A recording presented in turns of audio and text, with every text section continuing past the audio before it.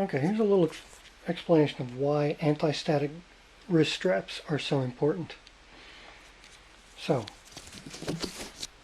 you know in the winter time when you're walking across a carpet and you scuff your feet and you walk up to your little brother and you put your finger and you touch him and you get this little spark and you zap.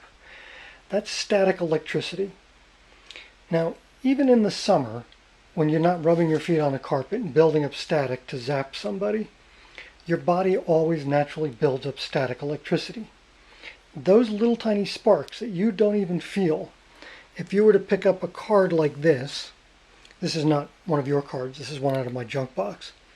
If you were to walk over and touch this, your body is actually causing a spark to go into the circuitry on this card. And even though you can't feel it, that spark actually will slowly damage the circuitry. And even a single bad spark that you don't even know you've given to something as modern as a motherboard, CPU, or graphics card, or a memory chip, or a hard drive, that spark that you give to a card can damage it, and then a month, 2 months, 9 months from now, the computer just stops working and you have no idea why it just stopped working. And it's because all those months before you gave it a little tiny spark and you damaged the circuit and it died.